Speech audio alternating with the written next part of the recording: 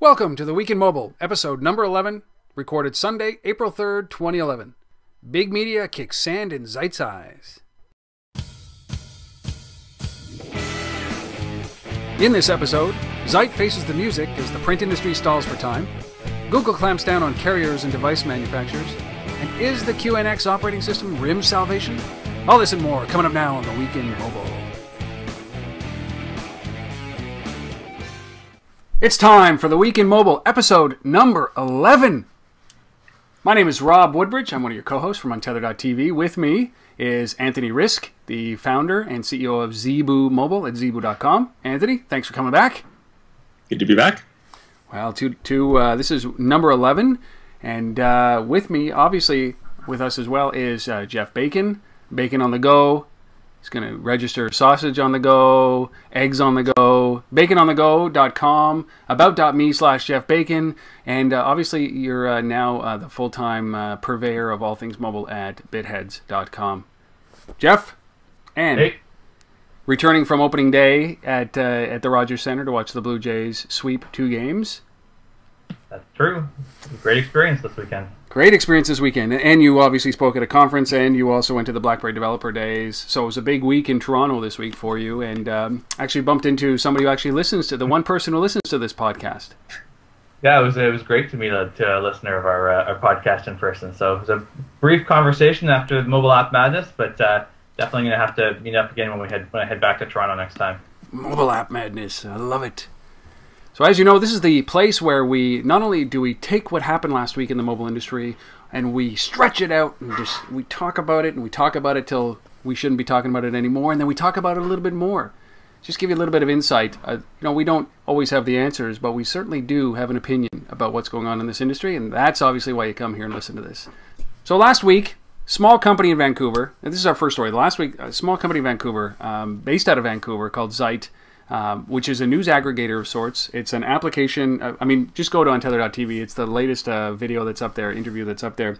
But it's a news aggregator where it brings in RSS feeds and news feeds from different news outlets and Twitter feeds and Facebook feeds and all those things, and puts it into a customized magazine-like look and feel, just like Flipboard. Everybody seems to have used Flipboard.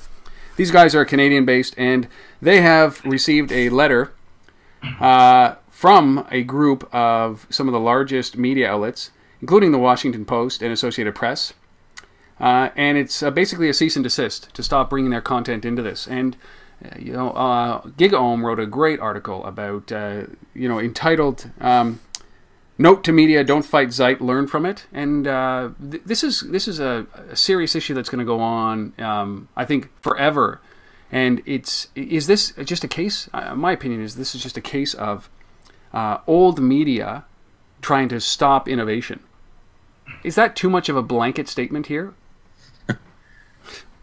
I'm not sure it's necessarily to stop innovation, but I think it's probably similar to what, in one sense, similar to what RIA did, the Recording Industry Association of America, back when MP3s started proliferating for free around various open networks, and that they didn't have an infrastructure available to them to do stuff legally, so they took legal action to try and shut down the free distribution of the MP3s. So I can see a corollary here where the big media companies don't have the infrastructure, the technology built yet, not necessarily that they don't want to, they just don't have it yet in order to provide a competing solution that is what they would term legal and provides them the revenue they want. So in order to mitigate that, they're trying to send cease and desist and shutdown orders to people who are producing that technology already and have it in place. Yeah, I agree. I think it's when you say they're against innovation, you kind of get this the image of like the crotchety old man sitting on his porch. Damn kid, and you're innovative. Exactly. But it's not. It's not that. It's I think Jeff is totally right. It's I think it's an issue of they're trying to throw their weight around. They're like, okay, watch where you're going. You got to play a little bit with us. You got to play ball with us just a bit. And I think it's interesting that that someone like Zite got a cease and desist, and Flipboard didn't, as I know, right? And I think, so Flipboard has got a lot more cash and a lot more sort of weight behind them than Zite, and probably is doing a lot more business development. Oh, I know they're doing a lot more business development with partnering with third parties, with content providers. So probably they're just saying, watch it. You can't just be some little nobody. They'll probably play ball with these companies doing innovative stuff, but they need to know, they need to be protected. Like their stuff, they spend a lot of money producing this content. They need to know it's protected. Whether or not, I mean, it's not great for the consumer, obviously, but that's their interest, right? It's not in our interest. I think Zite's great. I think sites that aggregate things and make them easier to access and easier to share are great for individual users, but that's not what this is about. It's just like it's kind of like shooting a cannon first and then asking asking for peace talks after. A cease and desist letter is an aggressive move, and I guess you have to protect what is your territory. But I think that from a consumer standpoint, applications like Zite and Flipboard are incredible. It's how I consume my news. From a walled garden perspective, which is basically a newspaper from start to finish, it isn't. This is a huge threat. So instead of driving, a huge wedge into something like this, and we've all downloaded. I mean, I have I don't know, 25 different news apps from different news outlets like the Wall Street Journal and the New York Times and the Ottawa Citizen, Wired, the Daily, you name it. But I'm not going to go to each one of those anymore. I'm tired of having to flip between these. And that's what the beauty of Zite is. And, from a content creator's perspective, which is what we do here, I don't want this contained to Untether.tv's website. I don't want this contained to just your website. I want this to go everywhere for a broader audience. And literally, the content that's in here, why not, introduce it to a broader audience through partnerships with Zite and Flipboard? And that's what they're missing out. Well, the they're difference making money as sorry, yeah, go ahead. The difference is that we're content creators in terms of doing this as kind of a hobby because we like doing it, we enjoy it, we enjoy talking about mobile, we want people to proliferate this podcast out, but we're not, as our primary business, building this content. And companies like the Wall Street Journal and like the New York Times, their business is selling access to their content. That's always been their business. Whether it's paper or whether it's online, their whole company is based around selling access to their content or monetizing the access to their content in the case of advertising. So yeah. I do understand why they don't like these services, because they don't make any money off of somebody producing an article for them, then paying the writer to produce the article, and then having it distributed for free around the place, especially when they're not making ad revenue or walled garden access revenue to it. So I understand why they want to do it, and I think it's definitely a challenge for them moving forward to figure out what the best way to balance off monetization versus publicity of people coming in and accessing your news is. I totally agree. And I think that's the big deal here, is the advertisement side. And the technology, Ali Davar, who's the CEO of Zite, posted a great response saying, listen, what we're doing is not different from anybody else. We're scraping the content, we're crawling the content from the same way that content is aggregated in the indexes of search engines, just like Google. If Google indexes, for example, a page and does the preview page, so you don't have to go to the page, but you can preview it, this little new feature in Google, is that the same thing? And this is where it gets a little sticky, right? Which is... Yeah. So... But that's not what this is about, right? This is about it's the same as the RAA did, right? Like, so this ridiculous... was over the past week, this ridiculous, they're trying to claim, like, $75 trillion in a suit against all file sharers or something, exactly. Or the MPAA, but it's great. Which was RAA, and someone pointed out that was more money than the entire record industry's made since the invention of the phonograph.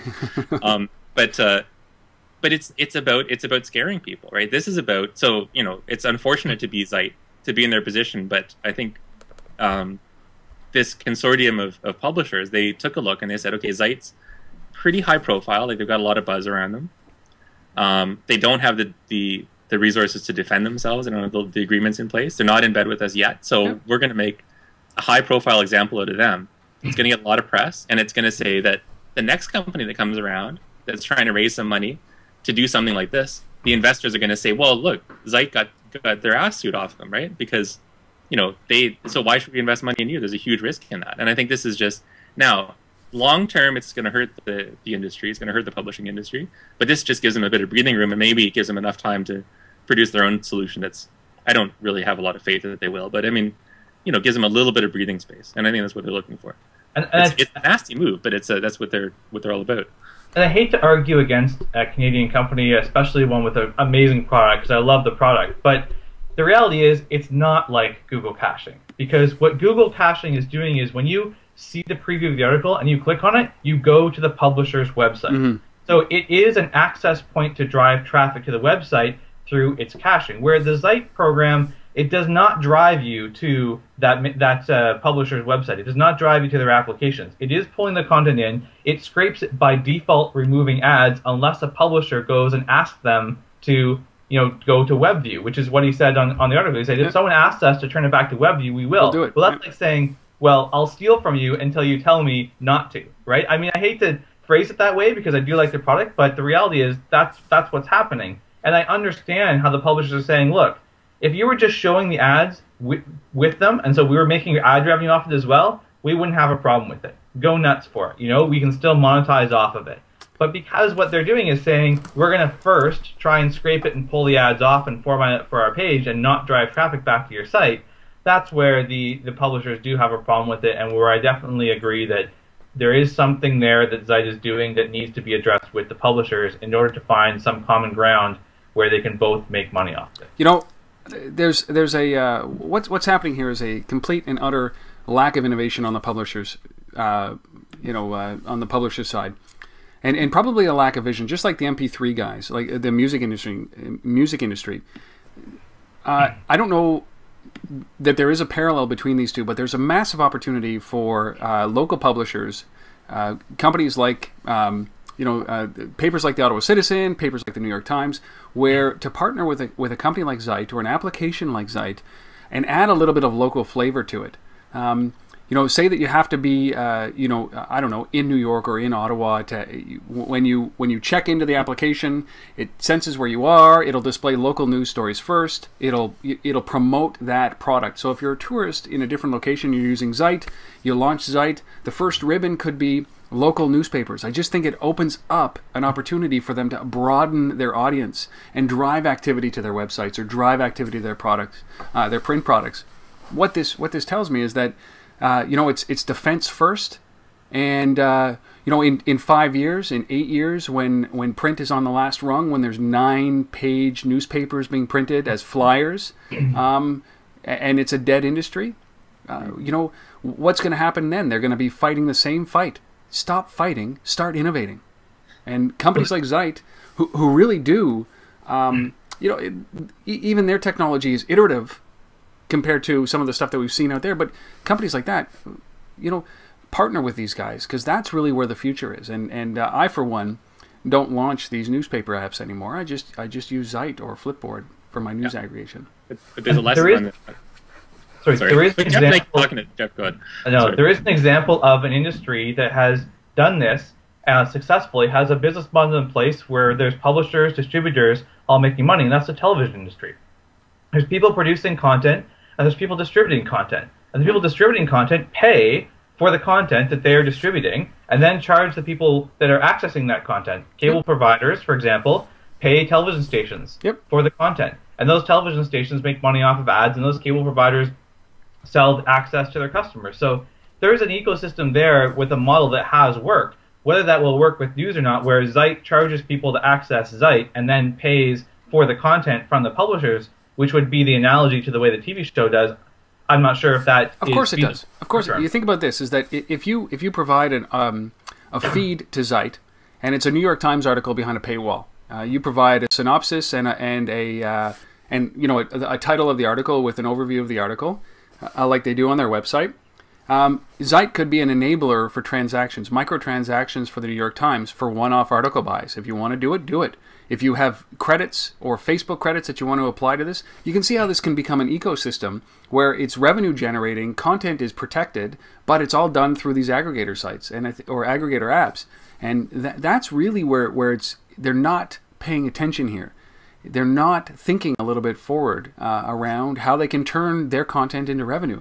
And that's the challenge that I put to these guys. Stop, wasting lawyer time and, bringing together 10 media companies, big media companies, and all that power and all that money to go and squash a company that has a $5 million in funding because you've just wasted that much in your time and effort. Go to them and partner.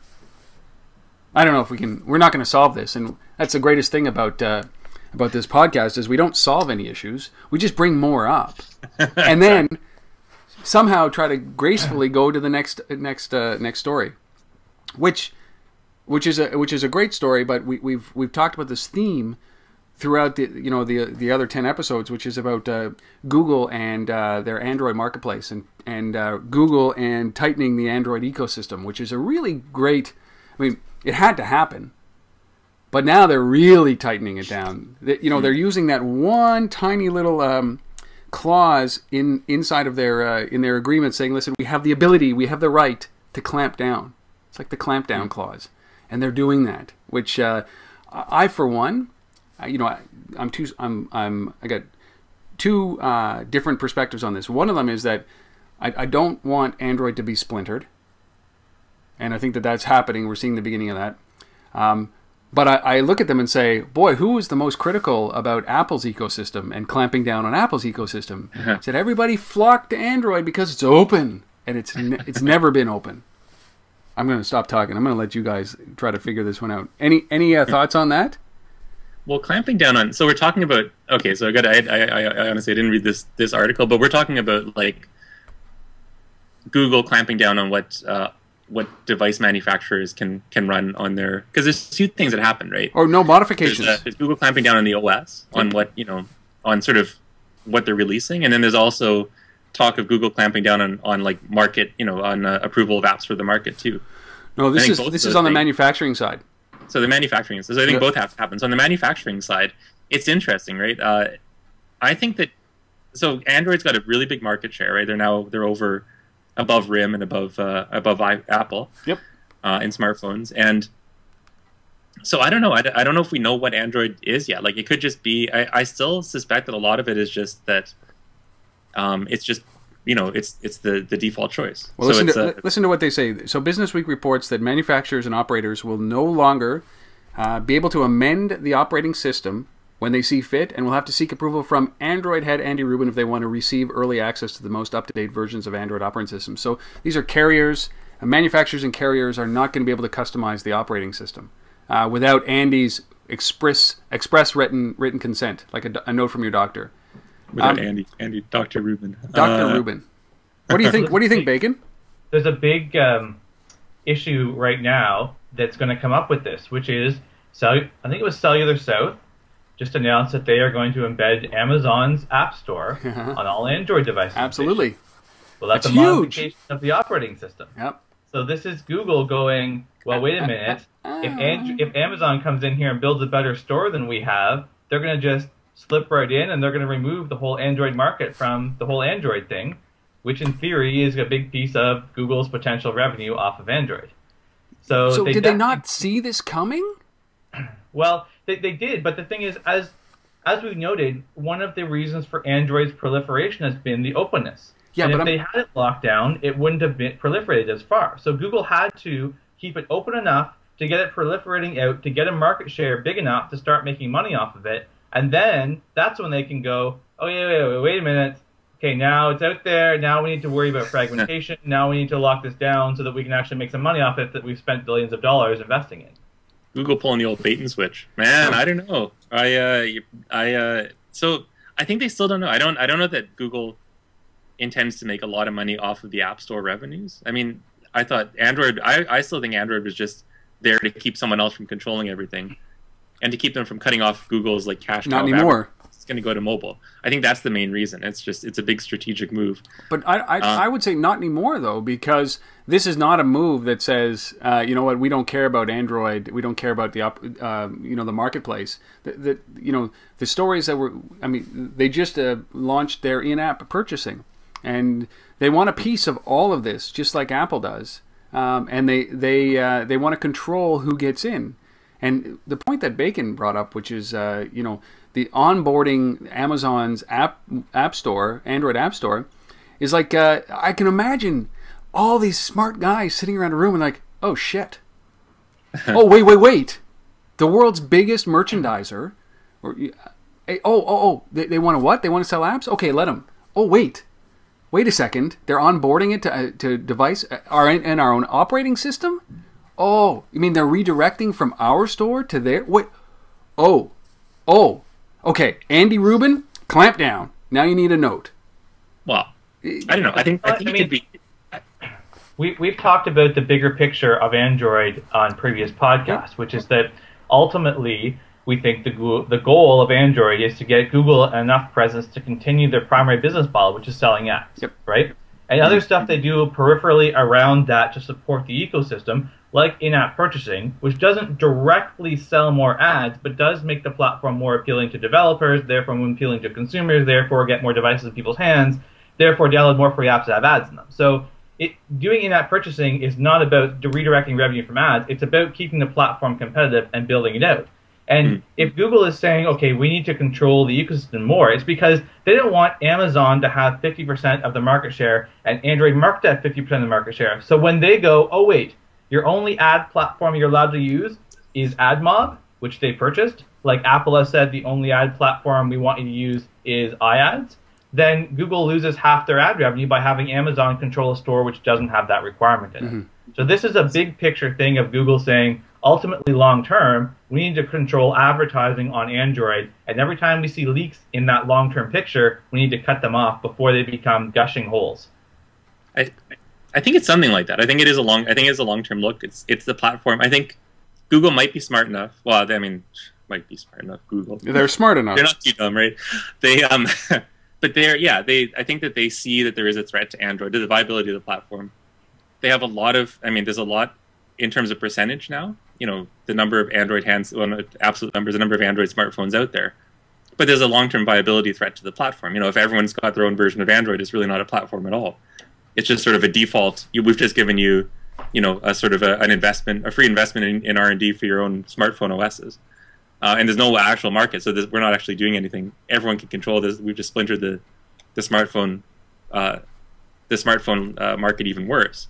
So I think it's just protecting the viability of the platform, and I think that having someone like, I think they're going to start clamping down a bit more on app approval, but I think it's going to be because the stuff that you saw, like they don't want another app store out there because they can't control what kind of stuff gets on Android phones as well. And the reason they want to control that is because, you know, nowadays it's easy for someone to submit an app that, you know, streams live porn while it's stealing all your contact information and spamming all of your friends. And because there's no approval process. And they took down like 20 apps, but I'm sure there's another 500 out there that are doing bad things anyway. I mean, it's just, they need to control it. So let me ask, was right in a sense to a degree, but when you think about controlling apps and app stores, I mean, doesn't it then go against exactly what you know, Amazon opening up their own app store? Like it just, you know, they say one thing and then it's the other thing happens, and you know, I appreciate the fact that they want to be open and allow competition, and but allowing somebody else to you know, another big company, arguably the biggest retailer, except for Walmart, allowing them to launch an app store that competes directly with their own, and then realizing that they have to keep it a little bit closed and control it, and then allowing them to actually onboard that on devices. I just can't get over that. I think that fundamentally that's a strategic flaw, and I think that they're trying to backpedal. So we don't know that they're going to disallow the Amazon App Store. Well, they're not. No, they're going to allow it. And the RIM, so BlackBerry App World selling Android apps, which RIM sort of announced too. I think that's interesting there. Like for Android apps for Playbook, I think that's another good one. But at least this way they can say, okay, Amazon, they're a trusted retailer. They know retail. They're not going to sell crap to people. You know, BlackBerry is very security conscious. They're going to do a good approval process. But you know, xxx.ru or whatever wants to open up their app store. They're going to be controlled. Yeah. I think it's a way of. I don't think they're going to shut down. I don't think they should shut down the. There's any reason for them to shut down Amazon or App World from selling Playbook or selling Android apps, but no, I think it does give them to control the. But then they see this. I said I wasn't going to bring it up, but then they see that, you know, 10 million downloads from of Angry Birds Rio, which is an exclusive deal, isn't it, with Amazon? Yeah, that's in 10 days. A million downloads a day. Yeah. 10 million downloads in 10 days. And then Amazon's, or Google's looking at it and say, oh, Christ, what are we doing wrong? Right? That was on iTunes as well, though, right? I don't know if it was on iTunes. Yeah, Rio's on it. Rio's on iTunes, yeah. Probably most of that is iTunes. Yeah. All right, so that's a non-story. Well, one of the things that came out, obviously, this week on Tuesday was the in-app purchasing. See how I just moved away from that? That's called a gradual. It's a smooth. Yeah, it's a non-story. Forget about it. You can edit this in post-production. No, this goes live the way it is. I'm not infallible. We don't cut anything from this podcast. What's that? I said we don't cut anything from this podcast. No, we just go live. That takes too much effort. I think people appreciate the fact that this is just a good conversation about it. But what we're talking about is Google launched this in-app billing, and there's some great articles about that. This is actually you can make money off of this, and more money than you think. And I know that, Jeff, you feel this very adamantly that in-app purchasing is something that is of great value, and lots of revenue can be made from that. For sure. I mean, we've already seen how high a percentage of applications on the Android platform itself are free applications, and how that's disproportionate to some of the other major smartphone platforms, and how people are being trained on Android to expect free, because that's the whole tenet around Android, well, up until recently with Google starting to clamp down a bit more.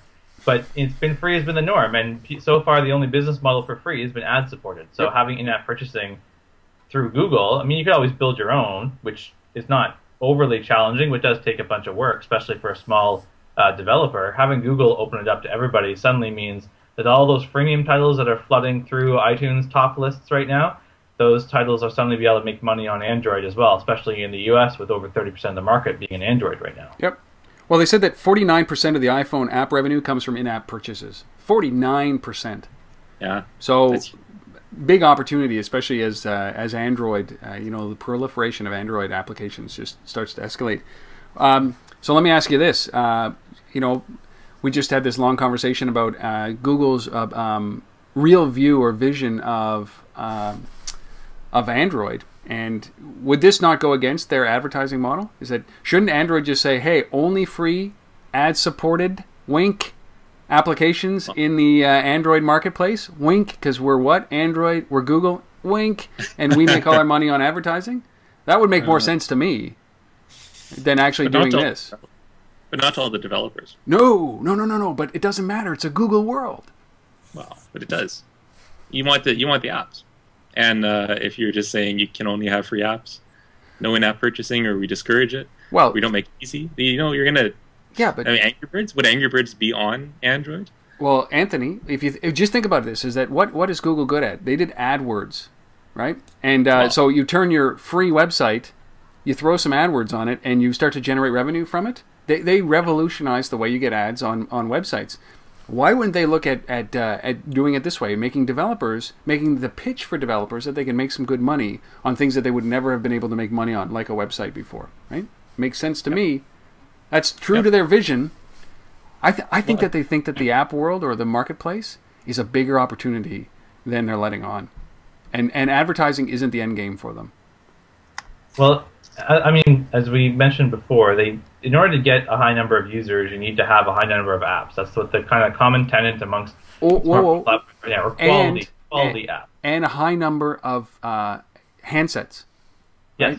Well, it's an ecosystem. The reason it's an ecosystem is because people build apps when there's opportunity to make money on those apps, and there's more opportunity to make money when there's more people on the platform. So people are on the platform when they see the numbers.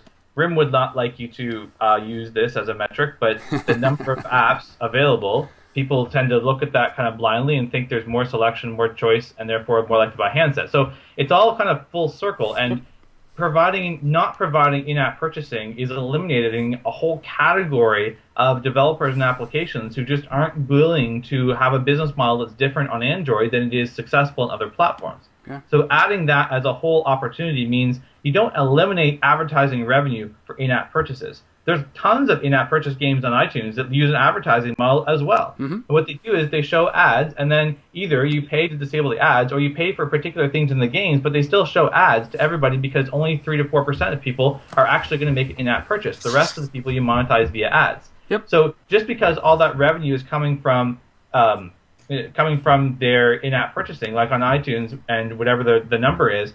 I don't know what the amount of revenue from ads is on iTunes, because iTunes doesn't collect all the ad revenue. Tapjoy collects ad revenue off of it. Flurry collects ad revenue off of it. There's a ton of companies that collect revenue that isn't reported by Apple off of the Apple ecosystem through advertising. So I'm not sure that really the proportion of all revenue generated by the App Store on iTunes is that high for in-app purchasing. I think there's a lot more advertising revenue generated than most people give it credit for. I wouldn't argue with that. I wouldn't argue with that because it's not something that they can control. But now that they can, because the iAd system. And let me ask you this: is Google's ultimate vision? Everybody says that Google is we're not evil, the whole garbage there. They're a big company now. When you get to this size, you have to balance. Going into China, which was a great decision about what they did, versus something like this, where I see this. It's like, and maybe I'm just paranoid, or maybe because I love this business idea, is that look, they've seeded the world with an open source operating system for mobile called Android. They've got everybody very excited about this. They've got the developers excited about it. People are building applications. They got the handset manufacturers excited about it because it's not costing them any money. They're deploying. They surpass every other handheld operating system like within 18 months. They just annihilate the competition. They at some point will have a 70 or 80% market share in devices, not just smartphones, but tablets, computers, all of that stuff, right? You see this big vision, and then they just say, okay, whew, walls go up, only Google advertising. Only Google run advertising is allowed. No iAds, no third-party applications, no nothing. You will use Google. Thank you. Stamp. Like, this is like, I think it's brilliant if they're doing this, because they'll own it. And it'll be like, well, I mean, it's like Microsoft and IE. All of a sudden, they just add a little icon on the desktop, and IE is the dominant browser. Do you see that happening? Or am I just out of my mind? Don't answer that second part. No answer. Look at that. Stumped! Okay. I have an answer for the second question, but... well, it's a good evil business plan. Are you? Come on. I think... It could happen. I mean, they're trying to protect advertisement dollars? Internet, right? And they just need to dominate a big percentage of it. If anybody is listening to this that has an opinion about that, I would love to hear it. I would love to hear it. Untether@gmail.com. Let us know. I mean, maybe this isn't. Maybe it's just conspiracy theory. Maybe they just don't know what they're doing. But I do believe that they know what they're doing, and I think that this is one of those things. So I think they have a larger picture, and they have a lot of opportunities in which they can take the platform and monetize it. I'm not sure they've made a decision on the direction they want. They're just trying to keep as many options open as possible. So they'll do things that are smaller. Like this is it's big because it's one of the first closing off things they're doing, but they're not really closing it off because they're still saying, if you get permission, you can do modifications to the system, for example. So they're just putting some barriers in place that allow them to make decisions in the future that don't look inconsistent with a strategy, so that they can provide that. It's like an octopus, they're just not sure which arm is going to be successful. That's right. So they're trying to make sure they're all viable. I'm sure the negotiations for reducing civil liberties was the same conversation we're having right now. It's just a little thing, right? They're just enacting this tiny little clause that says, we can shut you down. You have no rights. Anyway, it's a little paranoid, but I think that when you start to think about the clout that they will have on the web and on mobile devices, that is huge. And I think that, this is not done. We're going to see some people waking up to this. They have this language written in their contracts, but I don't buy that Google's not evil. I think that Google's a business, and businessmen and business people think about this kind of stuff. And I think that there's a strategy in that says, wait a second, 99% dominance in search, 80% dominance in mobile devices. We could make a little bit of money here if we just let everybody have it, get in everybody's place, and then shut it down. And all you see are Google ads. So the other thing that they did this week is they basically abandoned the QR code and moved completely to NFC. Smart? Good? Yeah, I mean, my experience with QR codes has been not fantastic, and I got to wait for our camera to load, and then got to line up to take the picture, and then got to process it. So I mean, it works. And then the bus is already driven by, anyways. Yeah, it's not. I mean, it's certainly it's not a quick whip out your phone and do it. It's a whip out your phone, unlock your phone, launch the camera app, wait for it to initialize, take your it works, but it's not quick. It's something that if you're taking a QR code of somebody's contact information, it's okay because you don't mind standing there for 15 seconds. But if you're walking past an ad, it's not quite as viable. So switching to using NFC as the preferred technology for that, where it really is pull it out, potentially hold a button and wave it kind of thing, right? Yep. That's a lot quicker and a lot more user friendly, and I think that Google recognizes that the potential for adoption there is much higher. So while we're seeing QR codes start to proliferate a lot right now, I think they may just be DOA, and that, I mean, they're available, but there's this NFC technology that's going to supersede them pretty soon anyways. Yeah. Anthony, do you agree with that? Well, yeah. I mean, I'd say the same thing. People probably, but I agree. QR codes are kind of crappy right now to use them. But people probably said the same thing when QR codes were first coming around. Oh, this will be great. It's so much easier to launch apps. You just point and click, boom. And NFC sounds great. And if it's implemented well and is actually easy to use, then yeah. But I think it's going to come down to the actual implementation of it. Yeah, I mean, you can still... the same thing about QR codes. Aren't QR codes going to be great? You can point at an ad, get all kinds of info on your phone, just like that. Didn't turn out like that. We'll see about NFC. Well, the jury's still out on NFC, whether it's easier, more convenient. I think that there's, people look at NFC as a pure payment processing platform, but really it's not. You can do a number of things with NFC and that are really agile. So when you compare it to a credit card, it might not be the easiest solution. And there's a cost associated with integrating all this stuff into your payment systems. But when it comes to something like replacing the QR code, which has never really flourished in North America. It has everywhere else, but North America hasn't really flourished. NFC might be a better solution, but the QR code really is a good interim spot. Now, I've seen two really terrible examples, both of them in Canada. One of them is in Toronto, where you take the TTC, which is the transit system in Toronto, and it has this huge QR code that stands in the middle of big poster that says "Scan the QR code." And it has the little instructions that say, this is what you have to do. So step 1, if you don't have an application, go here, download the app. Step 2, launch it. Right? Yeah. Step 2, this is the instructions on the below the QR code. Step 2, launch it and then aim it. Point your phone right at the QR code and capture the QR code, and it's going to take you to this website m.ttc.ca. Yeah. So not really great implementation. Just tell me to go to m.ttc.ca or redirect, right, based on my device. The second one that I've seen was at an event I was at a couple of weeks ago where they had this big QR code on a PowerPoint screen, and the guy up there was presenting, said, okay, and if you want some more information, here's our QR code, and then went to the next slide right away. I'm like, it's like, I saw a bunch of people like, forget it. Right? QR codes might almost have been more successful if all phones had included a little UPC-type scanner with a laser on it, and you just had to go beep.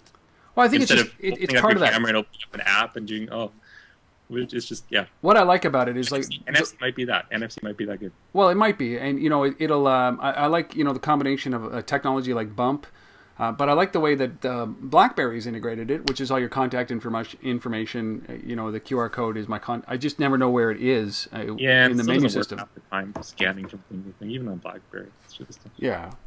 Speaking of BlackBerry. So QR code's going. I think NFC, probably a good idea to put your efforts in one, but it doesn't mean that you can't download an application that scans QR codes. So they're not really going anywhere. They just got to find a life of their own. And I think augmented reality will have a bigger impact on print to smartphone or print to mobile implications. Like I think that the day where you hold up your smartphone or tablet to a newspaper or a piece of paper and it shows like a highlight from the Jays game over the weekend. I think that's what you're going to be able to see to make paper interactive. The future of paper is mobile. Maybe. I don't know. I think the real world I think some specific things like say maps, walking guides and things. Yeah, but other than that, I mean, am I going to be walking around like downtown Ottawa or downtown Toronto, like this, holding my phone up in front of me, going like, hey, hey guys, look at whoa, yeah, look at this. This is amazing. No, you won't. That's why ridiculous, would you use right? for a newspaper instead of just going to the newspaper's website and clicking on links and just like that?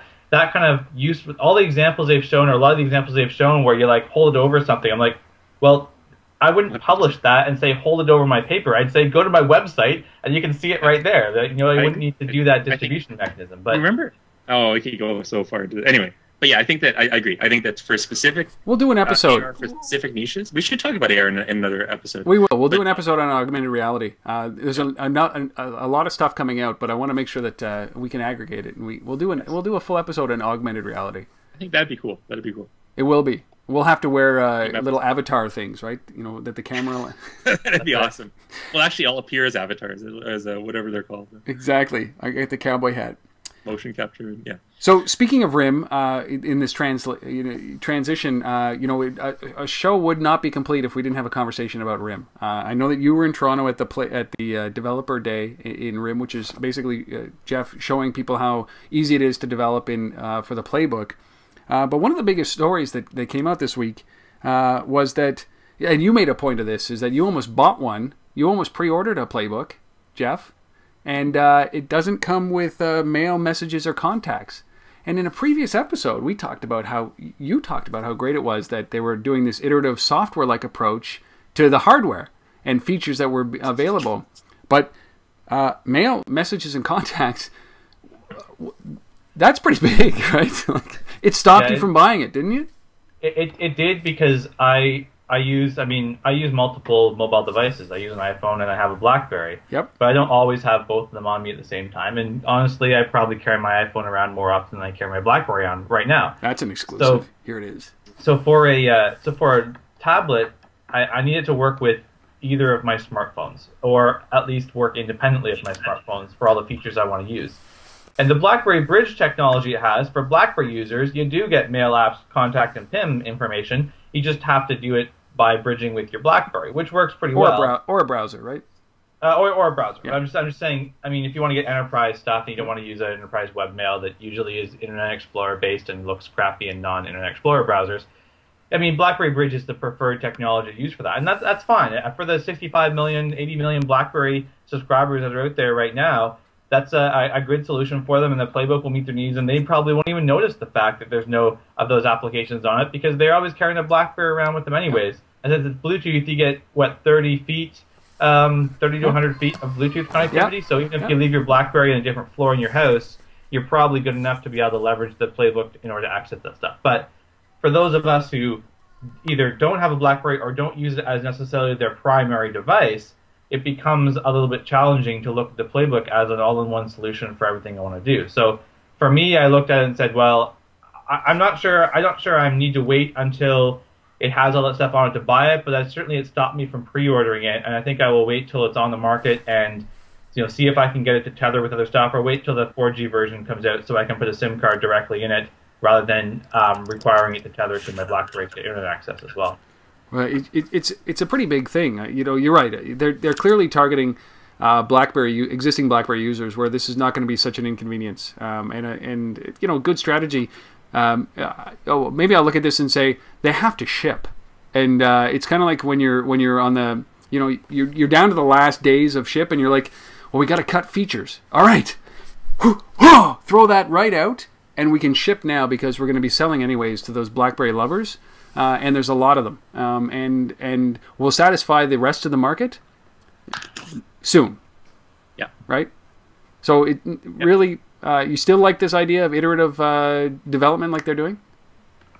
I can argue either way for it, but when I argue strongly for it in mobile software development, so I'm not sure I can sit here and say that this shouldn't be tried for shipping a piece of hardware that is done, has been done for a while. They're not making hardware changes. They're all working on software changes. So if it works for mobile software right now, in which I tell everybody that's doing mobile software, don't build your whole product. Build your minimum requirements and get it on the market, and then go from there. I'm not sure that I could say to RIM that it's a bad strategy to do the same thing with an operating system. As long as all the core functionality works, that you have your minimum requirements met, so that the users who want it day one will be satisfied with what they have, ship your product, and just make sure you're regularly doing OS updates to it, even if it's every month that you're doing an update and adding new features. The benefit is you get a news story out every single month with all the cool stuff you're adding to your device that is already in people's hands. So, yeah, I'm okay with it, actually. Well, being okay with it is good because we have it on record at a previous obviously a previous episode that it is a good thing, and a minimum viable product. I think really, as long as within the first 30 days or first 60 days, when that glow of buying the product and you haven't really found the faults yet, that's when they start coming out with this stuff so that it enhances that experience. I think that by all means do it, Rim. Just get the product out. Don't ship late on this. You can't. But the story that I saw that it was in Wired, it was like, oh, Rim, Anyway, well, that's the danger, right? So I'm just going to put my 2 cents. But yes, I think so minimum viable. The term a lot of people forget is viable. Yeah. And so I do think that RIM probably has enough market data saying that most of the people who buy Playbook at the beginning in the first few months are going to be BlackBerry users. So it's not an issue for them. Yep. Because they're going to have the BlackBerry bridge or whatever to connect it. But they do run the risk, right? Like that people are just going to write off Playbook from the beginning. It's a calculated risk, and they have to take it. I agree, they got to ship. Yep. But like iPhone shipped without cut and paste to start. Yeah, it shipped like 3 devices without cut and paste, didn't it? Yeah, but it didn't matter because iPhone was like literally 2 years ahead of everyone else in the cell phone industry at that point. Yeah. But whether this matters, I don't know. I don't know if this is a feature that's going to kill it or not. But they got to do it. They have to ship. Yeah, I totally agree. And there's a great, a very insightful article in. It's short. Let me just pull it up here about. I think it's in a GigOhm again. That says that the QNX operating system, when it comes to RIM, is the more important story here that I think people are not focusing on than the actual Playbook. Like the Playbook might boost revenues in the short term, and by boost revenues, I think this is $1 billion industry for RIM, $1 billion revenue bump for RIM minimum if they hit 1/3 of their numbers, their projected numbers. Yeah. So like when you start to think about so that's good. But the bigger story here is the QNX operating system, not the Playbook, and the impact that QNX is going to have. This is obviously the company, for those who don't know, which I'm hoping that you do, if you're listening to this, that RIM bought an Ottawa-based company called QNX, and that's what the operating system of the Playbook is. And the conversation is around bringing QNX to the BlackBerry smartphones. Sometime, I've heard anything from end of this year to definitely 2012 when it comes to QNX operating system in BlackBerry smartphones. But that's where people should be focusing on the opportunity for RIM. Is that, you guys agree with that? Yes, 100%. I think, I remember I talked, it was funny, I think there are a bunch of tweets I had with a few people, but I think it was like 2 days before RIM announced the acquisition of QNX. Yep. Where you looked at the 3 leading smartphone platforms. Are we okay for video and stuff? Yeah. The 3 leading smartphone platforms, so iPhone, Android, and BlackBerry, and you look at their heritages, right? So iPhone started off, it's based on Mac OS, which is based on a mock kernel, like 25 years of desktop and server operating systems. There's legacy there. Yeah. Yeah, but it's huge, right? And lots of it's good. It's a high-grade operating system. Android is based on Linux, which is again a high-grade operating system. With Java on top of it. But BlackBerry was based on a 10-year-old operating system that came from the world of mobile phones that had like 100 by 100 pixel black and white displays. And they were hobbled by that. Yeah. They really were. And QNX it's such a game changer. It's suddenly you can arguably above the other two, right? They're this on a smartphone. So QNX is an OS. It's an OS. It's a aviation grade, space grade OS. It's a really, really good operating system. And so that fixes the base layer. Yep. What was wrong? They couldn't have gone any further with BlackBerry OS. They knew that they had a problem. And everything they've done on top of it has been great. And yeah, it's got to be like there's still a smartphone company, and that's got to be the long-term vision for QNX. There's no question. And putting out a tablet is smart to start because the constraints aren't as bad. It's a bit bigger device. You can have a little bit bigger battery. You don't have to worry about space. You don't have to worry about having a phone. Yeah. So it's a little bit easier to put out a tablet and work out all the kinks in QNX and then put it on smartphones. So totally, it's a long-term play for the smartphones. Well, the caveat around that I would give is that everybody quotes QNX as, oh yeah, it's run solid and safe in automobiles and aviation grade and military. And I'm like, yeah, they're not running email clients. They're not running video. They're not running video games. It's a different category of what it's been running in the past. And I'm not saying in any shape or form that RIM can't have QNX run all these desktop operating systems, but the use cases for a PC, a laptop, which is what tablets are moving towards, are much, much different than integrated systems in automobiles and flight controls and military applications. So I think it's a good starting point. I think it's a great way to say, okay, we have an operating system that's low memory, that's solid, that's secure, that's stable, but what's important is what RIM does on top of QNX. And that's something that RIM has had problems with in the past. It's their BlackBerry OS, yes, it has been a problem. But you know what? If they had a great interface on top of their BlackBerry OS, the BlackBerry OS wouldn't have been as much of a problem. Right. The problem has been the user interface that they put on top of it through the evolution of a business operating system, from the style and the branding and the way that they design their interfaces has been different than the way Apple has, different than the way Google has. And if you put a great interface on top of BlackBerry, it is easier to use for people. I know we built themes that had different interfaces, and people like them way better than the default interface. Yep. And you can see the evolution that RIM has made just in the last couple of years on their interface. So as they move from tablets and into devices into 2012, which is when the first devices are coming online, the key will be taking a solid QNX OS and putting a solid smartphone interface on top of that. Yeah. Well, but you need both. I think you couldn't have put so they tried a bit with BlackBerry 6, and even the parts that are kind of like this rolling back and forth and everything, it's still jerky and slow, and it's not even as good as Android, which itself is not as good as iOS. And it's not for lack of processing power. I think that they're fine. Memory and everything like that. It's not hardware. They're limited by the OS. I think they couldn't have done it with the existing OS. They couldn't have put a modern-looking interface. Well, there's parallels here to what was going on with Symbian and Nokia, right? They just couldn't. They've always had phenomenal hardware. They just couldn't get the software part right, and ultimately we saw what happened there. Microkia, Nokia Soft, whatever you want to call it. But it came with a price. The bigger question that I have around this is that so they go through this process. So Colin Gibbs, who's over at GigHome, JK on the Run, says that he says there are reports that RIM could be producing hybrid BlackBerry QNX phones in the next few months, which would be interesting to see. And then if not, he says that there's going to be a struggle for RIM if it's till 2012 till the QNX OS comes out, because we've seen leaks of their release schedule, and 6.1 is on there, the BlackBerry OS 6.1, which, why Jim bother? Bell still confirmed in his quarterly address that it would be 2012 before QNX was part. Yeah, but, so deflect. Yes. Yeah. But that's the big thing. Like, I think it would be great if they could run QNX on existing hardware, like the Torch or something like that. I don't think technically maybe possible, but maybe just too much work to do it. Yeah. It's the same way that this operating system for the iOS 4 runs on old devices, but it doesn't. The experience is terrible, right? Honestly, it can't be that much worse. No, it's probably still better. I'm not. So the Torch it's not a bad device, but it's not a great device. Honestly, I think it's it's way better than the Storm, but there's just so many things that feel clunky about it.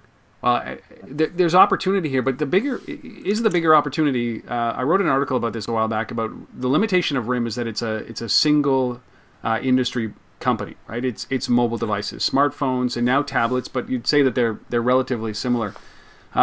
Whereas Apple and Google have multiple revenue streams that are in the billions of dollars each, and same with Microsoft. So there's an infrastructure. Is the bigger opportunity here for RIM to look at with the QNX operating system to say, listen, yeah, we are in military, we are in cars, because QNX is still going through. I think they're working with Microsoft, or they're working with Apple on car applications, right? Mm-hmm. QNX is not RIM, but RIM owns QNX, right? So isn't there a bigger opportunity for them to take the QNX operating system and diversify and create new revenue streams that allows them to compete in the mobile space? Well, I don't think there's any better place to be in than tablets right now. I think you don't want like that's going to be the huge growth industry. Yeah. But from a mobile side, like I think that there's a huge look at Ford Sync. I think that there's a massive opportunity in mobilizing the automobile and getting things like that. But how does RIM add value to QNX for those businesses? QNX could be doing that by themselves without RIM. But that's so how do they exploit that? Well, maybe they did. Maybe QNX has maybe not maximized, but has expanded the value and where its OS is going. I mean, it's in lots of stuff, right? It's in all over the place. Yep. So, can we sit here and say definitively that QNX hasn't been maximizing the opportunities for the QNX operating system across different partners and platforms? With the might of RIM though, and the brand. We just said RIM doesn't have might. We just said they're a single vendor. They're one industry company. So how does one industry added to QNX add might to QNX? No. The brand of RIM on top of an unknown operating system or an unknown small company like QNX.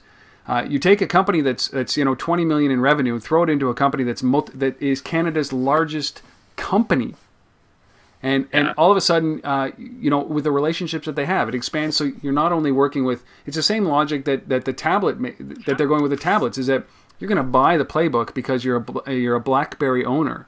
That's their first customer. Well, if you're a BlackBerry owner and a Playbook owner, wouldn't you want you'll buy a QNX operating system car-based system or a plane that? I disagree. I think QNX had a brand. QNX's customers was integrated systems manufacturers. Yeah. I'll bet every single integrated systems manufacturer in the world knew the QNX brand and has an extremely high perception of its value. Yeah. Adding RIM to that, I'll bet does not change that whatsoever. That it cannot possibly get higher by adding RIM to those customers. QNX's customers are not you and me, but they're not the car buyers. They're the people making the cars. But you're saying that there's no opportunity here. Like there's no opportunity to take the QNX operating system and put it into a laptop or a server or a home or something that Android is going to be doing, right? That and you're saying that there's no opportunity here. There's a massive opportunity here to commercialize that technology a little bit more than QNX is doing. Consumer brand, like I don't know, BlackBerry is a consumer brand. I think BlackBerry consumer. It's not like Apple or like Google or even like Microsoft. That's my point. That's my point. Is that what we're talking about here? Is that they have a single source of income. They're at a huge disadvantage because they are only mobile. So diversify, leverage QNX, put a whole bunch of money into that company, and create another $1 billion division inside of RIM so that you can diversify your revenue. Because as they get hammered here. With all this competition, they need to be able to diversify the platform that they're building. Well, I think that it's one thing at a time, and I think that they're doing that. I think tablets is a very, very good place to be, and I think that the Playbook stands a good chance of being the first decent tablet besides the iPad. I think it probably will be, because the Zoom seems to have not really made a big splash, despite all the early positive feelings about it. Yeah.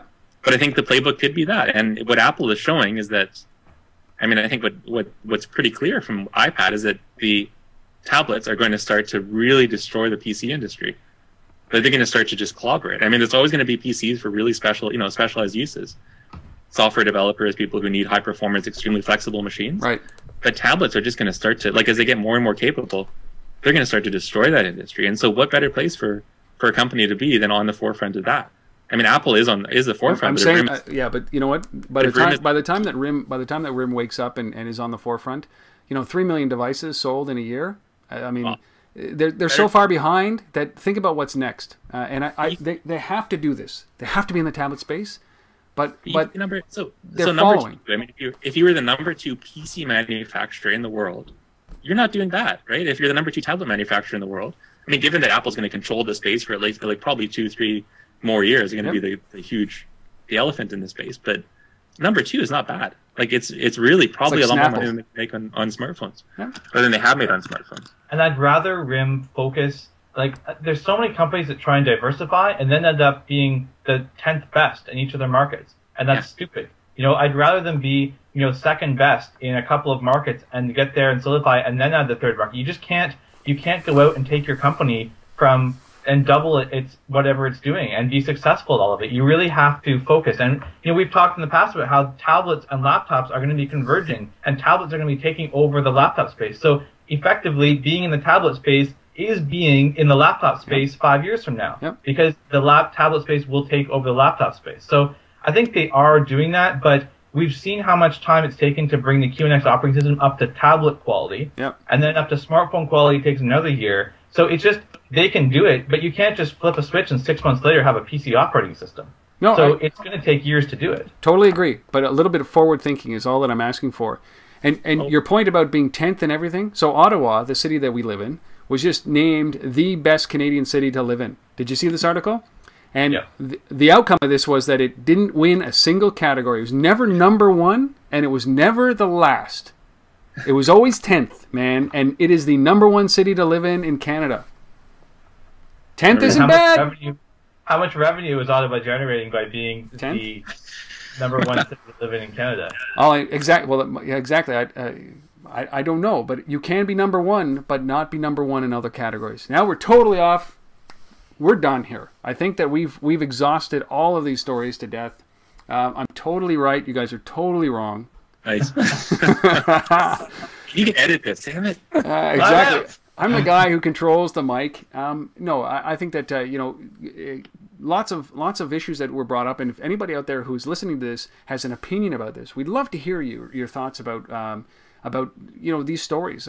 Certainly about Android and Google's close or open system, and really about the Playbook opportunity or the QNX opportunity that RIM has. Untether@gmail.com. Leave a comment at Bacon on the Go, because I know Jeff posts this with a little bit more detail than I do at untether.tv. Leave a comment, or whatever. Call in. I'll give you my cell number. Just call us and give us some feedback about these stories. As always, you can find Anthony Rizk at zebu.com.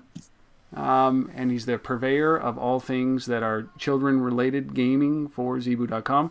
And Mr. Bacon can be found in multiple locations, but he is the mobile god at bitheads.com and various speaking gigs. He's also the guy that he paints himself blue for Toronto Blue Jays games, and or not. You don't even have to be there, do you?